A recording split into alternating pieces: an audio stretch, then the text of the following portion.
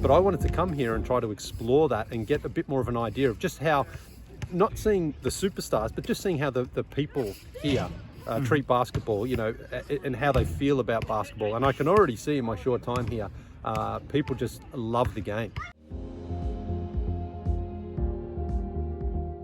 You can't teach travel. You can only learn it.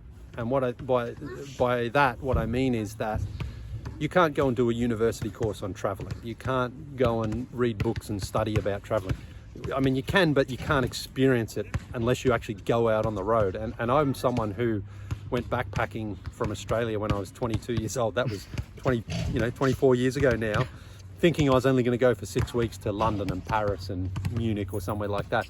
And once I left home and once I started traveling, I just realized how much more of the world there is out there that I want to explore. And the fact that I love basketball, and basketball is a global game, you know, look, it's not as big as soccer, like football, soccer, but it's not far behind either, because everyone can play it. Boys, girls, men, women, dads, mums, everybody. And so I think it's a real bridge to bringing people from cultures and countries and cities all around the world together. It doesn't matter which part of the world you are. Most cities, there's a hoop somewhere and there's always kids and people playing. And I just think traveling and basketball are two things that go hand in hand.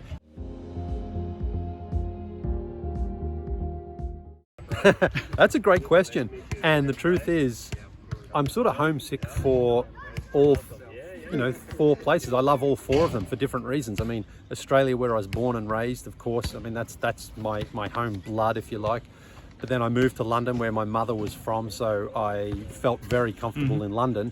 And then Toronto was where I met my wife. I started my career. We had our first child. I bought my first home.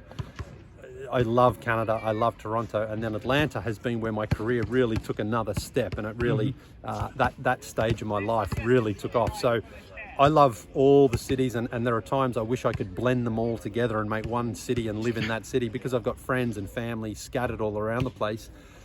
But at the same time, that's life. That's one of the things, I guess, that when you do travel a lot, is you actually fall in love with so many places that it makes it hard to find that one that you want to stay in, because you also know you want to keep on exploring and keep traveling.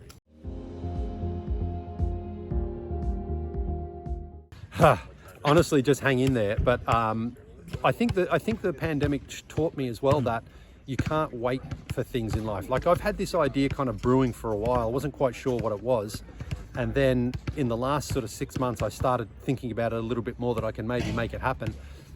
But that meant a shift in my life as far as changing my career and giving up the job that I had. But in order to try it and to make it happen, I had to take that risk. So for me, I couldn't wait any longer. I had to go. And so, there is obviously an element of risk in there for me, my family, and my wife and our children, in terms of, financial security. But at the same time, my life has taught me that you can't think about those things like only. You have to think about what joy, what experience is out there that I might be able to find. And the only way to do that is to just get out on the road and to try things and see what happens. And if this works, and if I do get the 20 and 20 and 20, then I'll be ecstatic. And if it doesn't, then at least I will have learned a few things along the way.